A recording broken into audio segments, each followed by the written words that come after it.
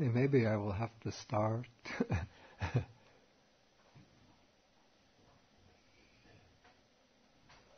I don't know what this happened.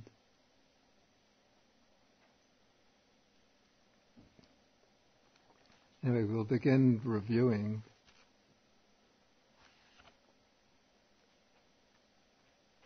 Okay, the pages that I handed out sort of give some explanation of what I call the difficult links in the formula of dependent origination. And the early ones, one, its existence as a condition for birth, clinging as the condition for existence,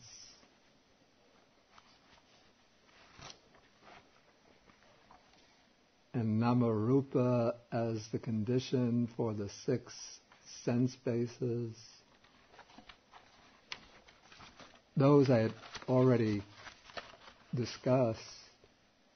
So I want to begin with number 4 on page 3.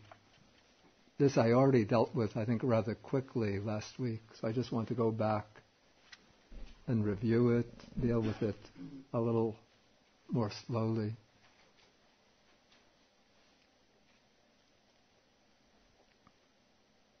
Okay, this is now in terms of the sutta. Well, maybe we have to begin with the formal opening of the sutta of our class, the usual way. Okay, the way we always open. Namo tassa bhagavato arahato sammasambuddhassa. Namo tassa bhagavato arahato sammasambuddhassa. Namo tassa bhagavato arahato sammasambuddhassa. Okay, now in the Sammādiṭṭhi Sutta, the Discourse on Right View, we're now dealing with this would be the section on mentality, materiality, namarupa, paragraph number 54. We've already explained what mentality, materiality are last week. And now what I'm dealing with is how the arising of consciousness is the condition for the arising of mentality, materiality.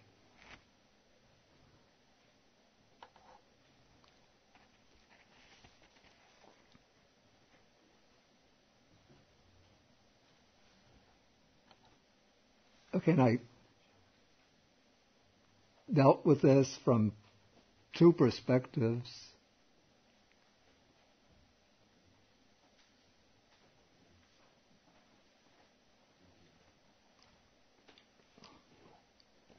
Which I call the developmental perspective and the analytical perspective. Okay, the developmental perspective, this means the, I call it, process of temporal development of an individual over time, and it refers specifically to the development of an individual from the moment of conception.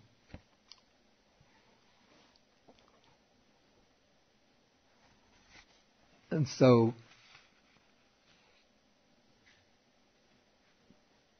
if you follow what's printed on the sheets, conception takes place when consciousness links up or connects with the newly fertilized ovum. Okay, where does this consciousness come from? This consciousness is the continuation, it's part of the stream of consciousness, coming over from a being who has expired. And nama rupa, in this case, is the psychophysical organism of a being that appears with the onset of pregnancy. And so the being can only appear, can only take shape, can only manifest at a moment of conception if there is a stream of consciousness coming over from a being that has expired to link up with the newly fertilized ovum. If the egg is fertilized, but there's no appropriate stream of consciousness coming over, then conception won't take place. Or maybe one would say that the egg won't be fertilized. It'll just be a failed act of fertilization. And so what happens now when consciousness connects with that egg is that the physical structure of the egg, that becomes the rupa, the form. When consciousness connects, consciousness originates along with itself the mental factors that make up nama. It brings along feeling, perception, volition, contact, and attention. And so there's a coming into being together of consciousness and nama rupa at the very moment of conception. Okay, and throughout the period of gestation,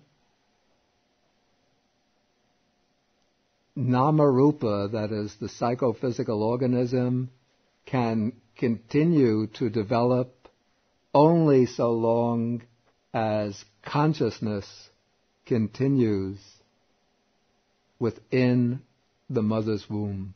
If for some reason consciousness should be cut off, then nama rupa is cut off. The process of pregnancy is terminated. And then in the course of life, also consciousness and nama rupa exist in this relationship of mutual support. So, in the course of life, if at any point consciousness is cut off, then nama rupa, the living organism, comes to an end. I wish I had that page from the Mahanidana Sutta that I asked Faye to photograph. Did she hand that? Is that handed out? Oh, I didn't get the copy of that. Okay, she's coming now. Okay. Okay, I will go on explaining. Anyway, what I just said is exactly the same as what is in the Mahanidana Sutta.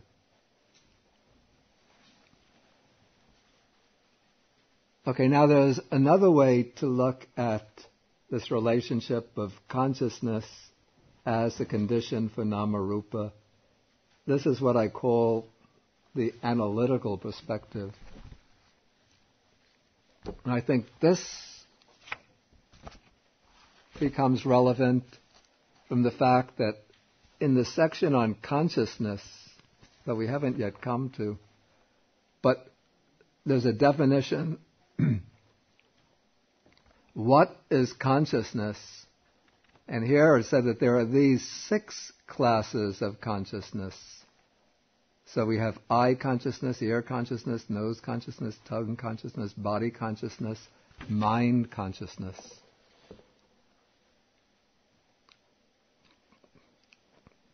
So it should be the case that for all 6 types of consciousness, consciousness is a condition for nama rupa. I should explain that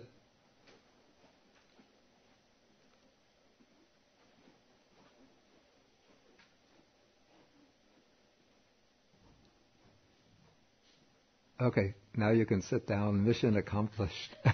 Better than George Bush's mission accomplished.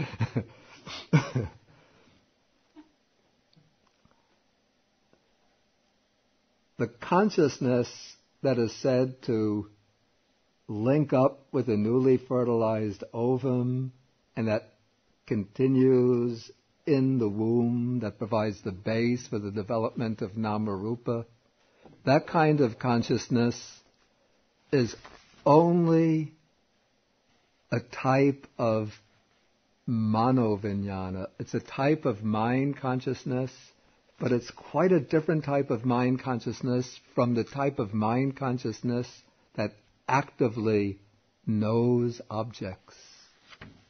But it's a type of mind consciousness that flows along at a very deep level. It's not an actively aware consciousness. In the Abhidhamma, this is called bhavanga consciousness, the stream of becoming.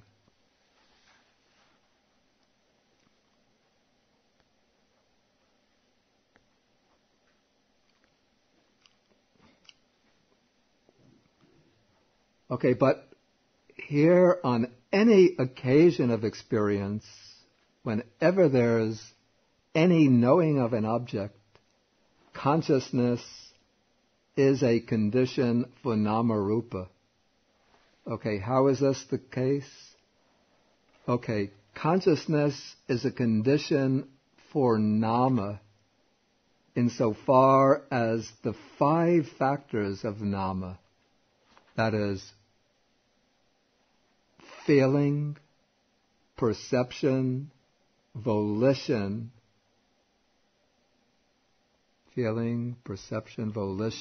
contact, and attention depend on consciousness and cannot occur without consciousness.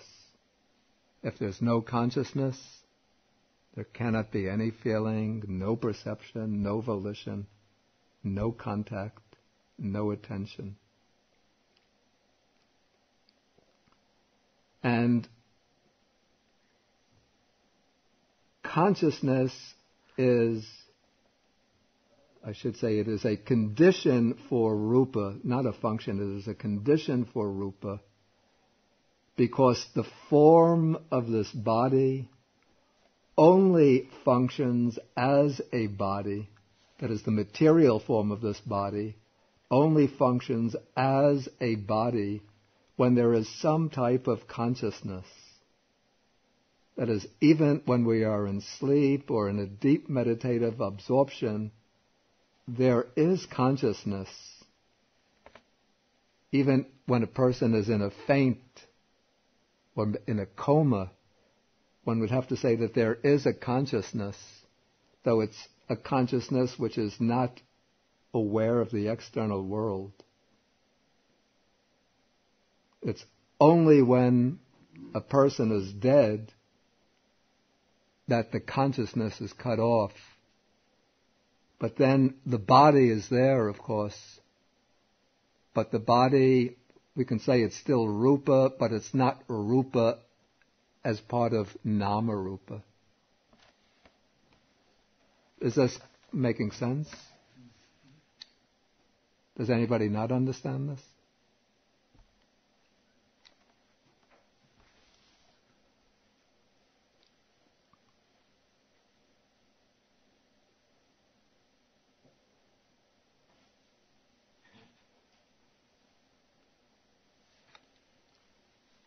So, for example, on an occasion of I consciousness, it's because there is consciousness that this I is functioning as an I. If I'm dead, you could say there's still an eyeball there, but it's not really functioning as an I.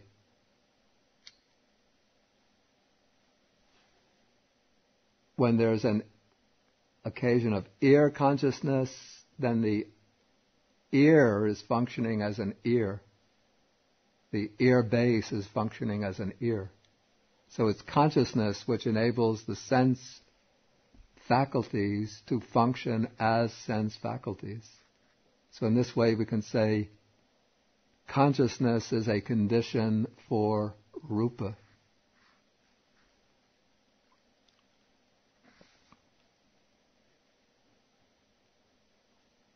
Okay, now the Sammādiṭṭhi Sutta doesn't say this, but in a number of other suttas, it is also said that nama-rupa is a condition for consciousness. So the two, consciousness and nama-rupa and consciousness, are actually conditions for one another. In one sutta, in the Samyutta Nikaya, it's Venerable Sariputta who compares the two to two stacks of wheat which are placed on the ground so that they are supporting one another. One stack keeps the other stack up. The other stack keeps the first stack up. The two rest upon each other.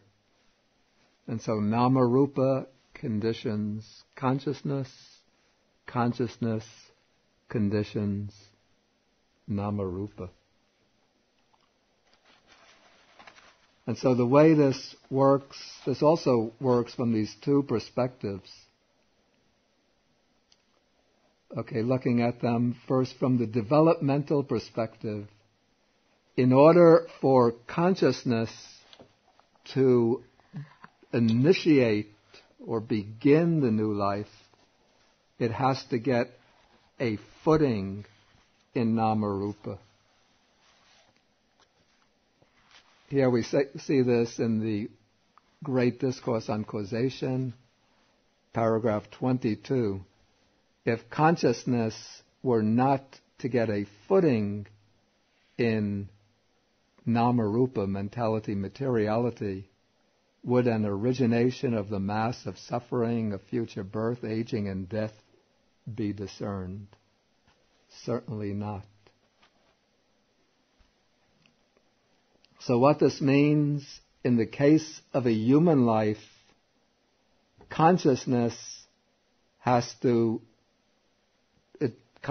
just doesn't float around in space, but in order to start a life, it has to link up with a material base, that is the fertilized ovum. This provides the rupa, the material form. And when consciousness then arises based on this fertilized egg, the ovum, then it brings along with it, it's accompanied by feeling, perception, volition, contact, and attention. This is called nama. So we can say that these 5 components of nama, these are 5 ways in which consciousness experiences the world. 5 ways in which consciousness engages with the world. Okay, and so once consciousness links up with the ovum, bringing along or initiating the 5 components of nama, then throughout the whole process of embryonic development, consciousness will always depend upon the viability of the embryo. That is, it will depend upon nama-rupa as its supporting condition. Or actually it depends upon rupa as its physical supporting condition. And it's always accompanied by nama, by the mental factors. Okay, that's from the developmental perspective. Okay, then from the analytical perspective,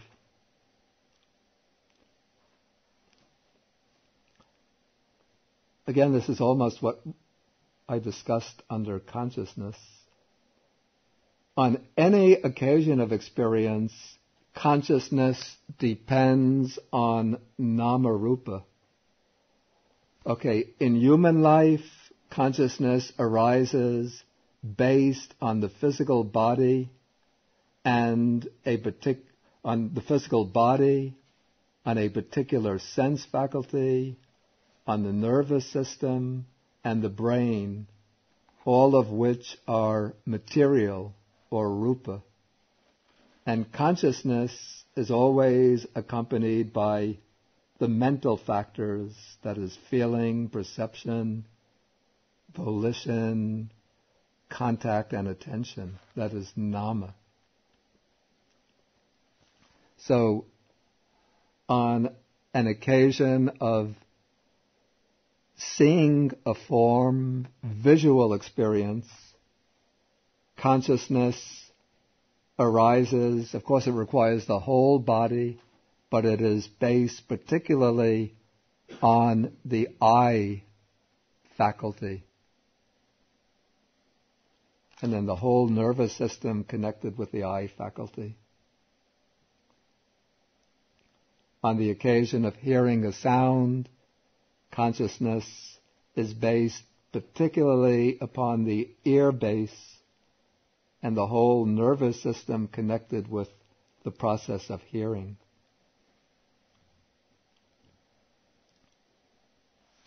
Okay, then what I say next, this deals with some of the technicalities in the philosophy of relations. That the relationship between nama and consciousness is that of, does anybody know the word connascence? I think the word, it's not in any dictionary, but it means born together, arising together. So two things that arise simultaneously are said to be co-nascent. An example is given of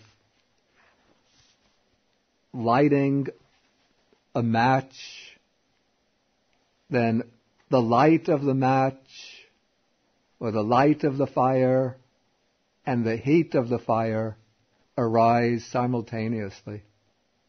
Correct?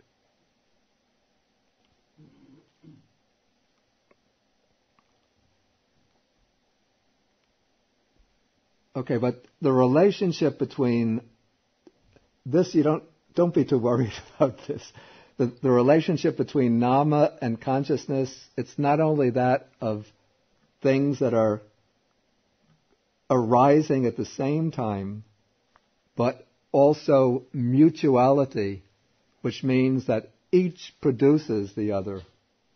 That is, consciousness produces nama, and nama produces consciousness.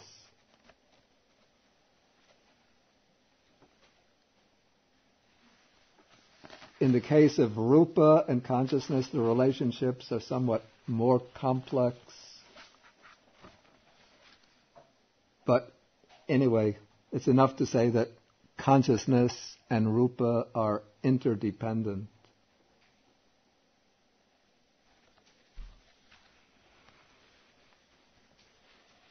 Okay, so this takes us through, in a way, what I just said was something of an appendix to consciousness as a condition for mentality, materiality. Maybe I should ask at this point if there are any questions about this, just if there's anything unclear that needs clarification. Peter.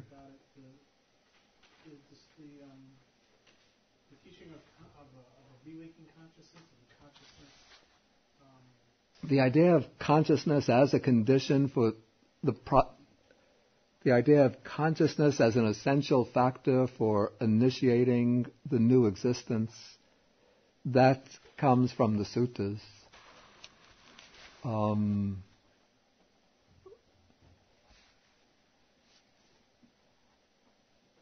What did I say comes from the Abhidhamma?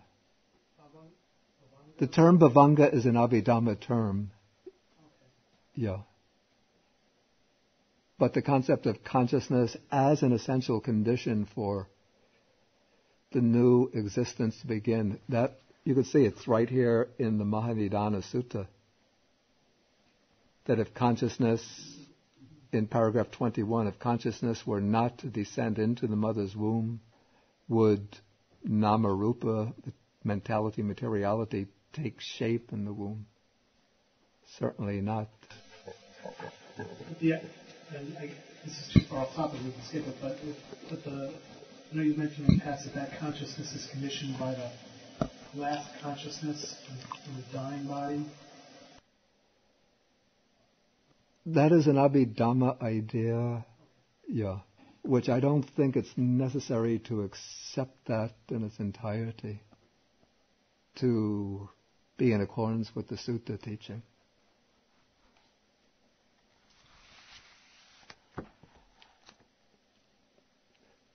Yes, George. Last week you talked about derived matter. About? Derived matter. Derived matter. Yeah. And I thought the life faculty was one which you mentioned. Yeah. And the life faculty, it seems that consciousness has very much the role of life faculty. Without consciousness, there's and then there's life faculty. Yeah. Yeah, that is so. It's said that, you see, the life faculty is considered a physical faculty which sustains life in the body, but consciousness is also a factor essential for life, or at least for conscious life. And so I think it's when consciousness, it seems that there has to be both things simultaneously, the life faculty in the body as one type of derived matter, and consciousness connecting to the physical organism for there to be a sentient being, a living organism. Perhaps without consciousness and just the life faculty, there can be living organisms that don't have consciousness. In the course of the life, nama rupa and consciousness are mutually supportive.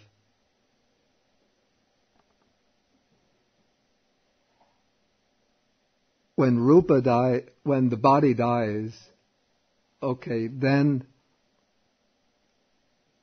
consciousness can no longer be supported based on that body.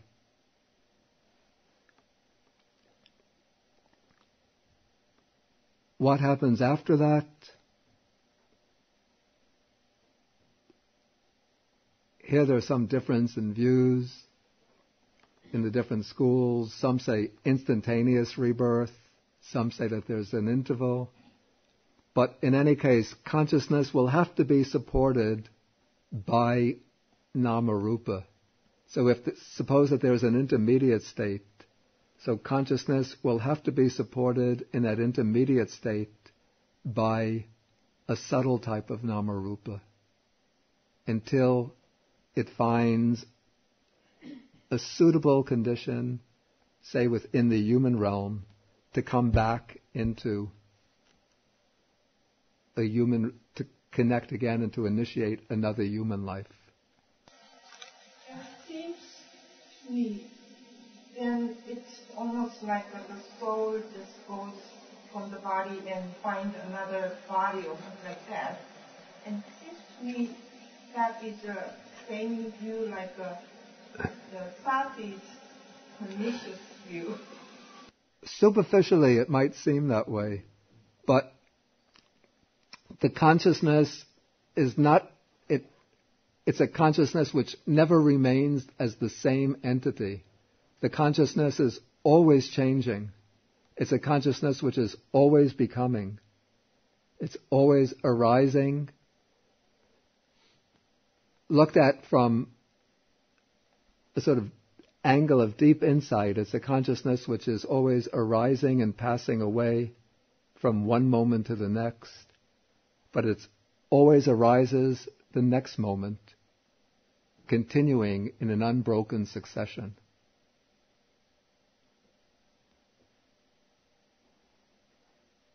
So the Buddha rejected Sati's view. We're coming to that sutta in the future.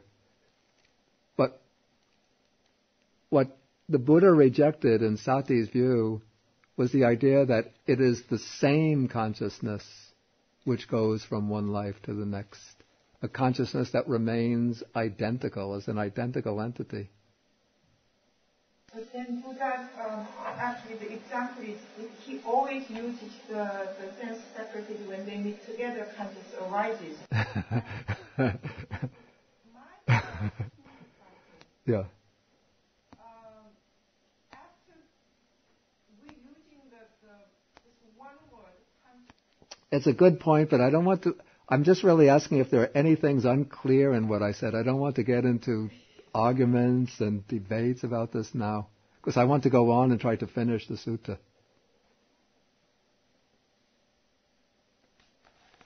Okay, so now let's come on to the next section. Okay, the monks express their appreciation to Venerable Sariputta for his explanation. Then they ask if there's another way in which a disciple might be one of right view. And Venerable Sariputta says there is, and he says, when friends, a noble disciple understands consciousness, the origin of consciousness, the cessation of consciousness, and the way leading to the cessation of consciousness, in that way he is one of right view, etc., who has arrived at this true Dharma. Okay. And what is consciousness? What is the origin of consciousness? What is the cessation of consciousness? What is the way leading to the cessation of consciousness?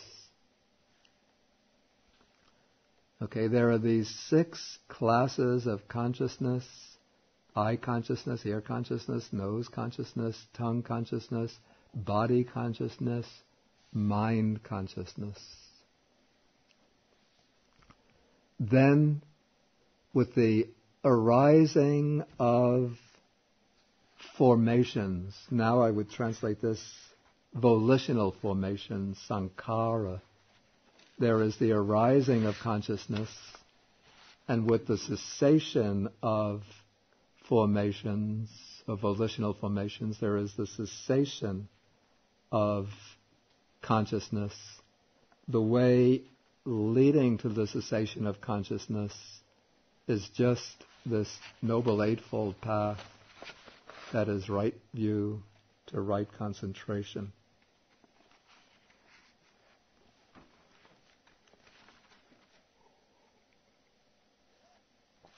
Actually, I have to admit, Suki does have something of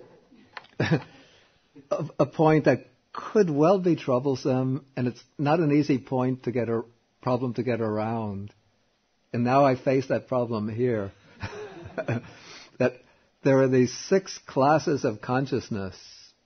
Okay, we have eye consciousness, the body consciousness, very clear. These are types of sensory consciousness. Each one has its respective object. And then there's mind consciousness. One would think should be perfectly parallel to the other types of sense consciousness.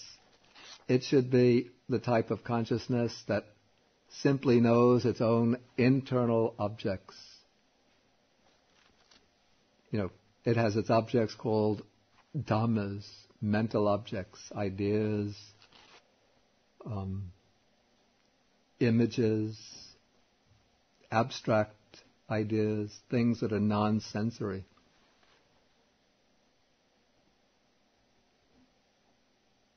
Okay, but what I found is that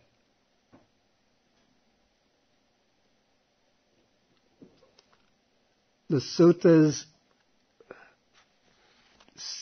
do ascribe to consciousness another function besides the cognition of an object, and that is consciousness is that factor which maintains the continuity of personal existence within any given life, from birth to death. It's sort of the string that ties together the successive moments of experience into a whole, and which makes us one person from birth to death. We can exist as one person because there is this underlying continuity of consciousness. And then consciousness is what connects the different lives and makes them into a series, a continuous series of existences throughout the process, the course of rebirths. And this is the function of consciousness which is spoken of in these paragraphs from the Mahanidana Sutta, which are in the page that was photocopied. Okay, and this aspect of consciousness becomes relevant in explaining how sankhara are the condition for consciousness. Okay, so I've tried to map this out in the page that was handed out. This is on page 4. Okay, what is meant here by sankhara, or the volitional formations? What is meant are all wholesome and unwholesome volitions.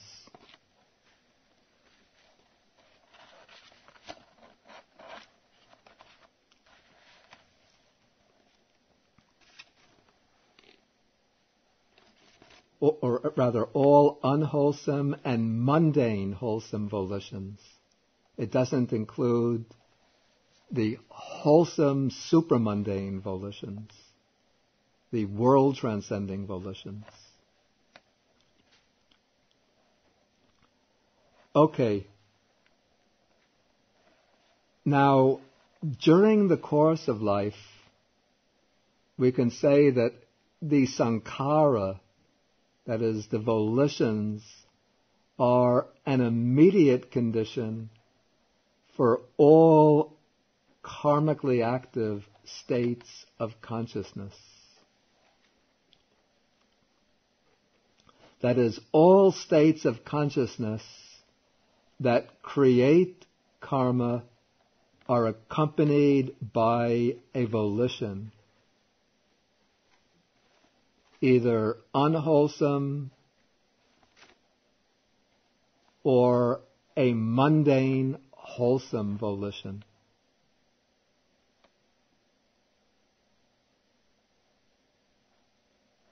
Okay, maybe we don't have to go into this terminology of the Abhidhamma, but these are the two conditions that I explained before.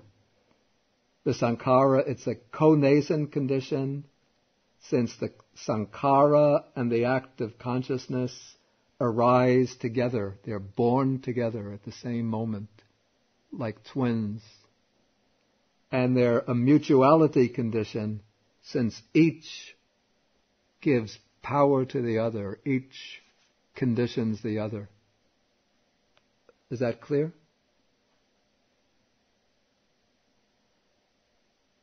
If it's not, don't worry about it too much.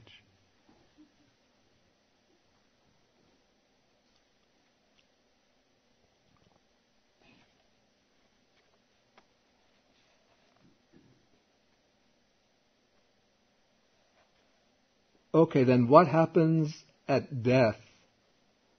And this is from the Abhidhamma. I'm not so sure that this can be derived directly from the suttas, but anyway, from the suttas, what's clear is that the sankharas, whether it's one or many, but they will take on the role of generating rebirth into the new existence.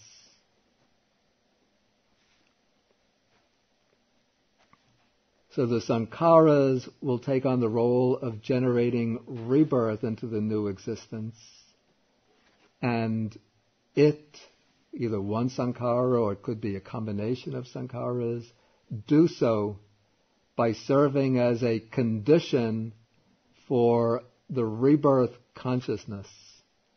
That is, it is the sankhara which take on the role of generating. It is the sankhara which takes on the role of generating the rebirth consciousness that is spoken of as the condition for consciousness here.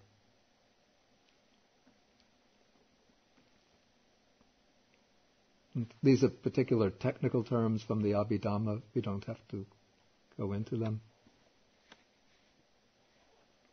But the important point is that it is the volitional formations that we create in the course of our life that at the time of death, in the course of our life, we are continually generating these volitional formations.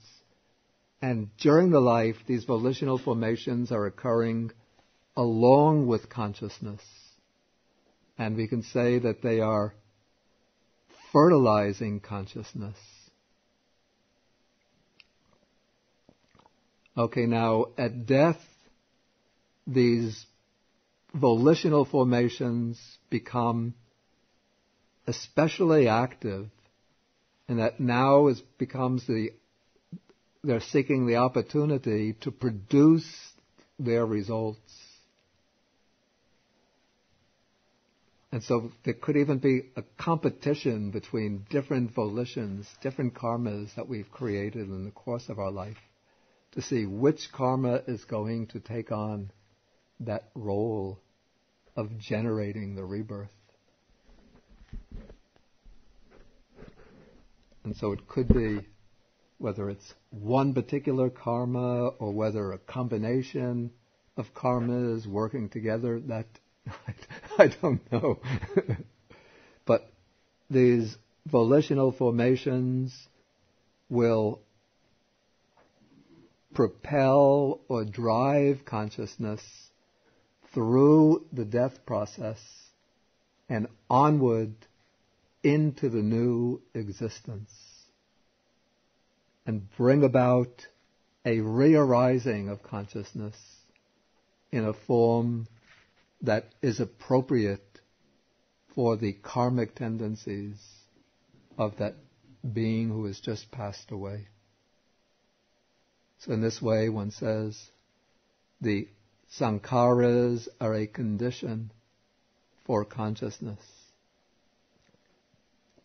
And then this is not only on the occasion of rebirth, but also in the course of life. The sankharas that have been accumulated in the course of life will continually be seeking an opportunity. The sankharas that have been accumulated in the course of previous lives will continually be seeking an opportunity to ripen in the course of this present life. And when the sankharas ripen in the course of this present life, they ripen by producing types or states of consciousness, types of resultant consciousness. And so many of the types of consciousness that we experience are results of karmas that have been created in previous existences.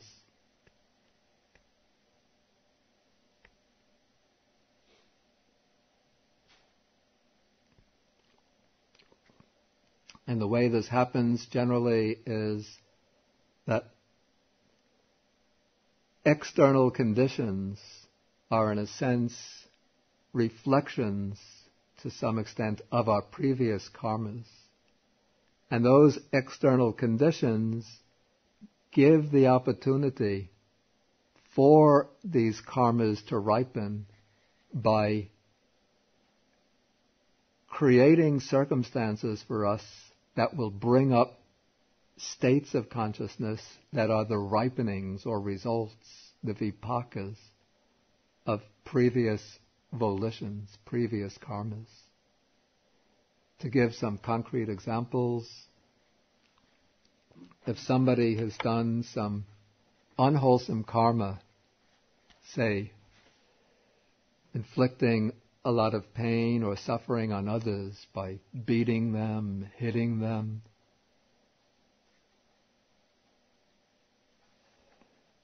inflicting suffering on others, then that person will seemingly by chance find himself in conditions where he's going to be attacked and beaten by others. And when he's beaten by others, he's going to experience a lot of pain and suffering. Okay, the states of pain and suffering that he's experiencing are states of consciousness. And those states of consciousness will be the ripening or results of unwholesome karmas that person has created by inflicting pain and suffering upon others. On the other hand, if a person has done a lot of good, a lot of benefited others in different ways, if that person has practiced generosity, he's helped poor people by giving them food, clothing,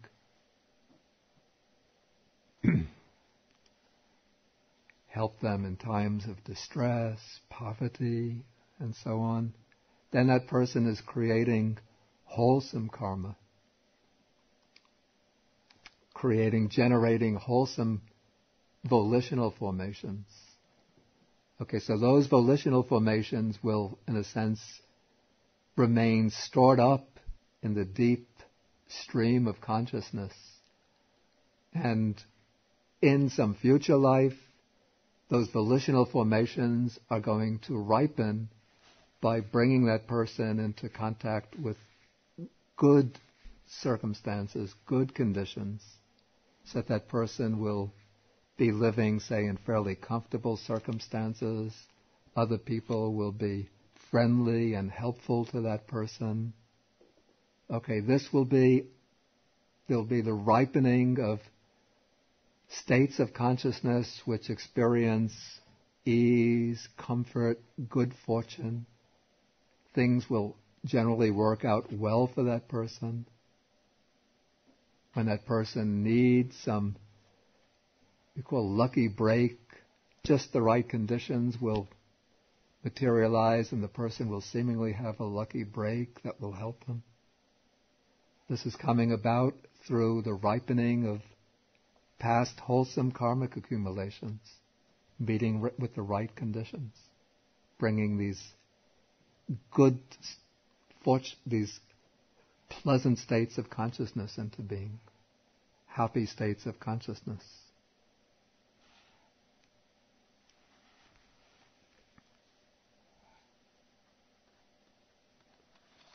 Okay, I didn't get to the end.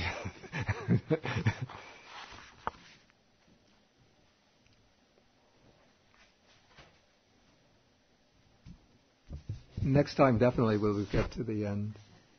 But, okay, if there's any questions, please feel welcome to ask. George. Earlier you talked about existence as a condition for birth. Yeah. And you defined existence as karma. Right. And here you're talking about sankharas as a condition for karma. That is right, yeah. And sankharas and karma are innate, connascent. you say? Or was it volition and sankhara are cohesive? Volition and sankhara. Volition is my translation for sankhara, volitional formations. Now, what is the problem or question? Well, the question was existence and birth matched closely with sankharas and consciousness. Exactly. So you're saying it's not redundant? Or it's not? It is redundant. I'm going to treat dependent origination as a chain or sequence in more detail when we come to Sutta number 38, but I could show you at a risk of sort of spilling the beans beforehand that there is a redundancy here. Some people have complained, they say, why don't you repeat the question? That when they get the recording, they can't hear the question. So, for the benefit of the recorder, I have to repeat the question. Okay, he's saying that earlier I said that existence was a condition for birth, and I said that existence is karma. And now I'm saying that the volitional formations are karma, and that is a condition for consciousness. And the consciousness includes the rebirth consciousness. So he's saying, doesn't there seem to be a redundancy? Okay, so I'm saying that it is a redundancy. And so the way I see it is that this formula for dependent origination is showing what is basically the same process from two different angles, using different terms. And this is my own interpretation.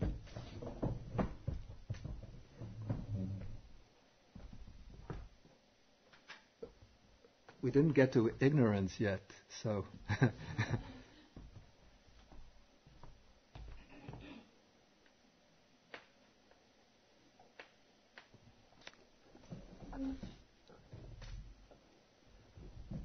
Yeah, so this is the way I would see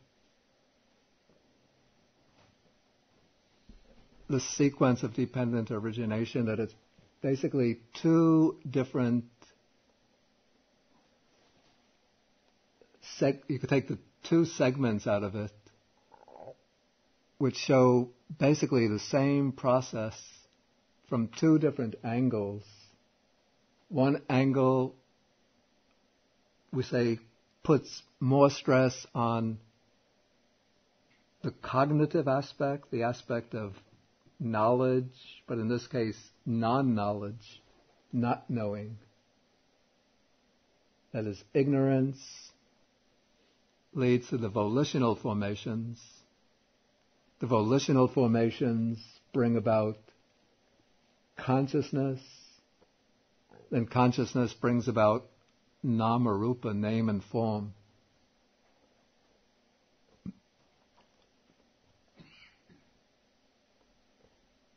Then the other segment looks at the same process,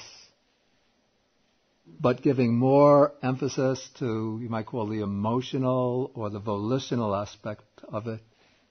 That is, we start from craving, and craving and clinging go very close together. So craving and clinging are both the counterparts of ignorance. Then existence here is the karmically creative side, karmically active side of existence. That corresponds to the volitional formations. And this karmically creative, karmically active existence brings about birth,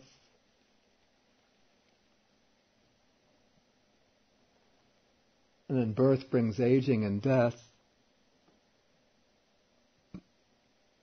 And then birth and aging and death, what is birth and aging and death? But it's the birth, aging, and death of consciousness together with name and form.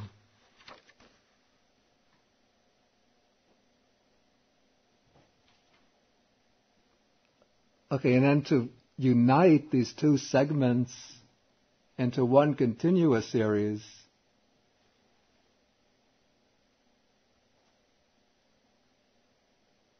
all one has to do is draw out from nama rupa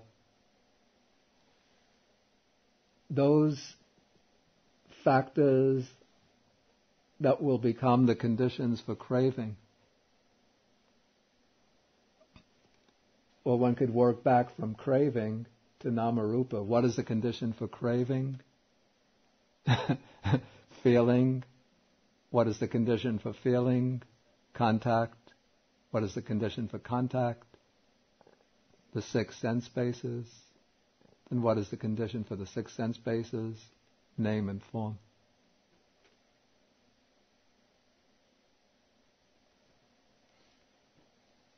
Okay, if there's any other question.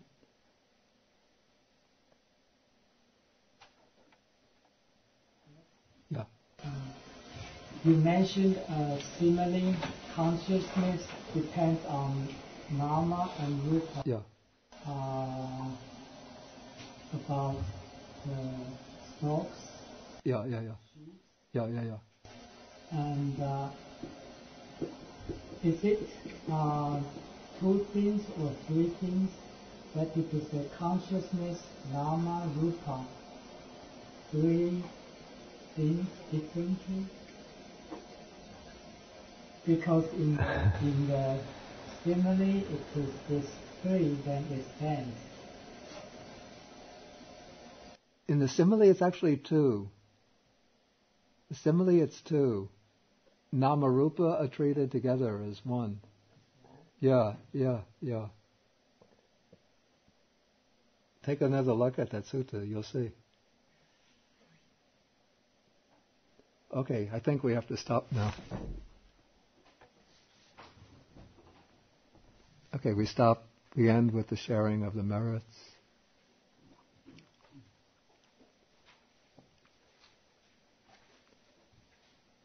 Akasata chabumata deva nagamahitika punyantang anumoditva chirang rakantu sasanang.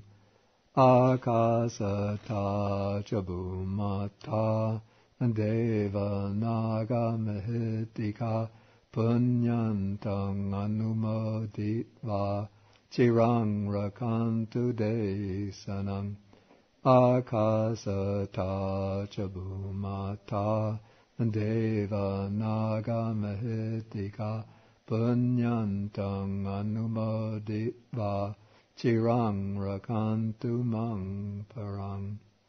Etavata cham hehi sampadang punya sampadang sabbe deva anumodantu sabba sampati siddhya.